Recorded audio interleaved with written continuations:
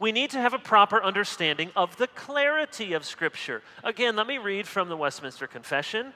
All things in Scripture are not alike plain in themselves, nor alike clear unto all. Yet those things which are necessary to be known, believed, and observed for salvation are so clearly propounded and opened in some place of Scripture or other that not only the learned, but the unlearned, in a due use of the ordinary means, may attain unto a sufficient understanding of them. Now, there's a lot packed in there, but that's very helpful. When we say we believe as Protestants in the perspicuity or the clarity of Scripture, we do not mean that anyone reading the Bible for the first time will make good sense of whatever verse they happen to fall upon.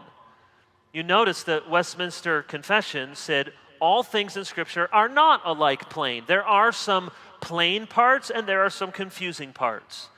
Yet those things which are to be known are so clearly propounded in one place or another that by the use of ordinary means we may attain to a sufficient understanding. So the confession is giving a very nuanced doctrine of clarity. Not everything is clear, but the most important things are clear here or there. And when things aren't clear, we compare Scripture against Scripture, but it's not immediately obvious. You have to use ordinary means. You have to study. You have to think. You have to read. So we need to have a proper understanding of the clarity of Scripture.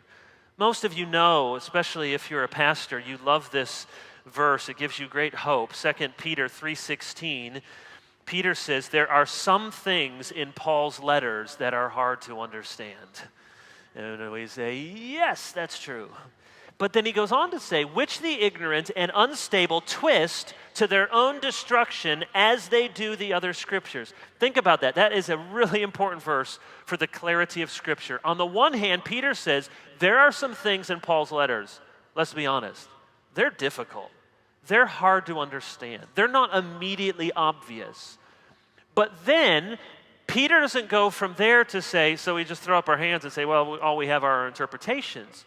He dares to say, which the unstable and the ignorant have twisted to their own destruction. So clearly, Peter thinks even these hard passages of Paul have incorrect interpretations. They're hard, and some people have twisted them to their own destruction. In other words, yeah, we admit that some of them are difficult, but we also recognize that some people have some wrong interpretations about them. So the admittance of hermeneutical difficulty does not have to lead us into complete and utter epistemological defeat.